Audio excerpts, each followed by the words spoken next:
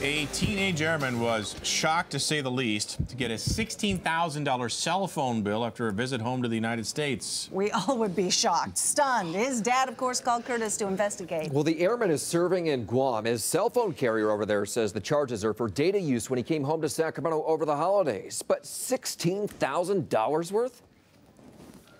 I'm very proud, and he went through basic training with flying colors. Proud dad Barry Webster looks back at a rare visit with his son over the holidays. The 19-year-old airman stationed in Guam didn't think twice about using his smartphone while on leave. And he said that they did go on a couple of YouTubes and a couple other sites. But after getting back on base, Jordan called home upset over his cell phone carrier, IT&E, billing him $16,000 for data charges.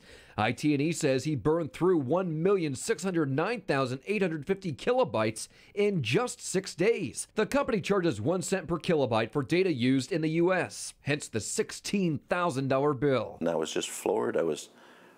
It just enraged me. People don't really understand how much data their activities really eat up. CNET's Maggie Reardon says that's a lot of data to use in just 6 days, but it is possible.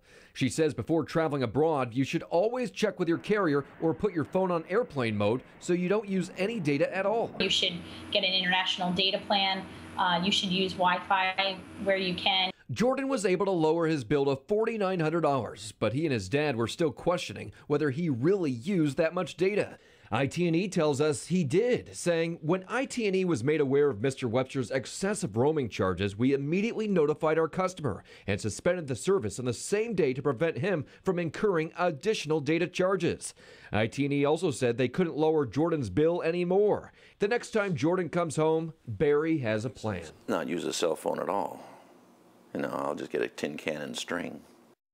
There you go. All right. Well, IT&E says when customers buy their service, they tell them they'll face higher fees if they use their phone off the islands. And as a result of this case, they are expanding their efforts to make customers aware of the roaming charges.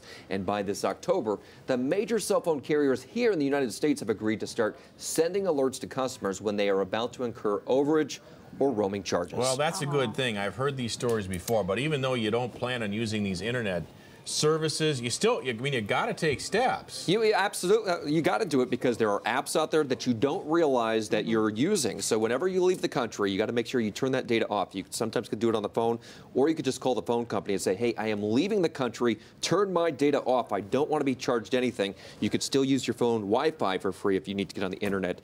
But $16,000. But he's a young guy. I mean, yeah. that is, you know, I don't know that he would have necessarily the maturity to start reading through the fine print in a contract of that size. Right, and IT&E contracts with a company here in the United States, so they got to pay the company here a lot of money for those data charges, and so therefore it gets passed on to him. So they've helped him out a little bit. Still a pricey bill. A lesson learned.